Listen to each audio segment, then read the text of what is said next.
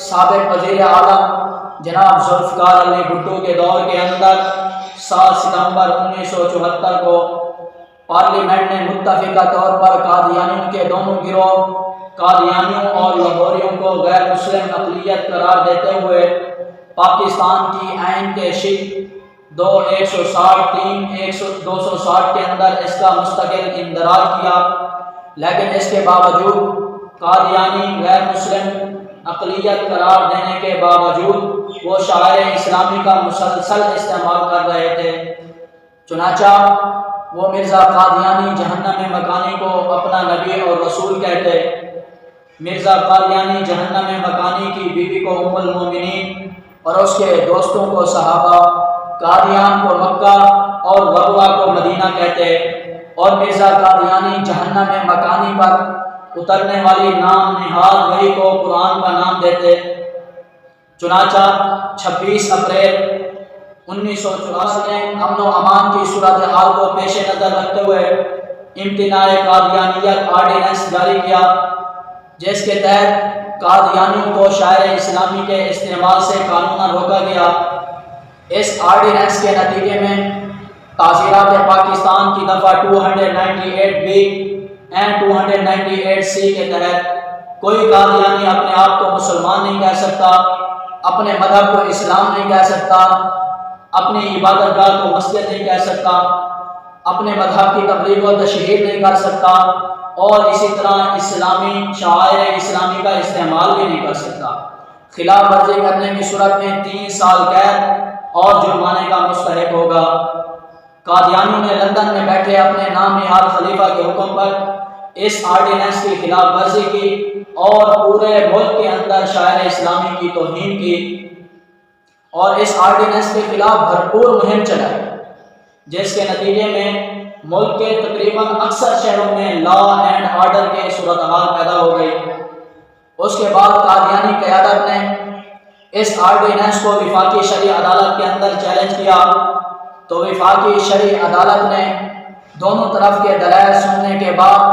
جج صاحبان نے متفقہ طور پر اس آرڈیننس کو قانون کے مطابق درست قرار دیا، اور اپنے 200 سے زائد صفحات میں لکھے تاریخی فیصلے میں کہا کہ قادیانی یہ امت مسلمہ کا حصہ نہیں ہے، اور اس بات کو خود ان کا رد عمل خوب واضح کرتا ہے، اس لیے کہ یہ تمام مسلمانوں کو کافر کہتے ہیں اور یہ ایک الگ امت ہیں، اور مسلمان ان کو کافر کہتے ہیں۔ اس کے بعد قادیانی قیادت نے اس آرڈیننس کو چاروں صوبوں کی ہائی کورٹس کے اندر چیلنج کیا۔ چاروں صوبوں کی عدالتوں نے اس فیصلے کو دونوں طرف سے سنا، ان کے دلائل سننے کے بعد یہ فیصلہ دیا کہ یہ آرڈیننس قانون کے مطابق ہے، لہذا قادیانیوں کو آئین میں دی گئی اپنی حیثیت تسلیم کرتے ہوئے شاعر اسلامی کی اجازت نہیں۔ اس کے بعد قادیانی قیادت نے ان تمام فیصلوں کو سپریم کورٹ کے اندر چیلنج کیا۔ پاکستان کی سپریم کورٹ کے فل بینچ نے اس فیصلے کی مفصل سماعت کی، دونوں طرف سے دلائل دیے گئے، ان دلائل کو لکھا گیا۔ اس کے بعد پاکستان کی سپریم کورٹ کے فل بینچ نے یہ تاریخی فیصلہ دیا کہ قادیانی اپنے آپ کو مسلمان نہیں کہلوا سکتے، اپنے مذہب کو اسلام نہیں کہہ سکتے، اسی طرح وہ اپنے مرزا قادیانی کو نبی نہیں کہہ سکتے، اور اس کی بیوی کو ام المومنین نہیں کہہ سکتے، اسی طرح اس کے دوستوں کو صحابہ کرام نہیں کہہ سکتے، اور اسی طرح اسلامی شاعر کا استعمال بھی نہیں کر سکتے۔ خلاف ورزی کرنے کی صورت کے اندر وہ جرمانے اور سزا کے مستحق ہوں گے۔ تو میرے بھائیوں، قادیانیت کے خلاف اعلیٰ عدالتوں کے ان تاریخی فیصلوں سے ایک بات تو بالکل صاف ہو گئی کہ امتناع قادیانیت آرڈیننس یہ صرف قانون کے مطابق نہیں، بلکہ یہ ملک عزیز کے امن و امان کے تحفظ کی ضمانت بھی فراہم کرتا ہے۔ اب اعلیٰ عدلیہ کے ان سارے فیصلوں کی موجودگی میں کسی ذی شعور آدمی کے لیے یہ مناسب نہیں ہے کہ وہ حکومت سے اس قانون کے خاتمے کا مطالبہ کرے۔ اس قانون کے خاتمے کا مطالبہ کرنا اس بات کی دلیل ہے کہ قادیانیوں کو شاعر اسلام کی کھلی چھٹی دے دینا اور مسلمانوں کی مذہبی جذبات سے کھیلنا۔ قادیانی اور ان کے معاونین یہ بات کان کھول کر سن لیں اور اپنے دل و دماغ کے اندر بٹھا لیں کہ یہ ملک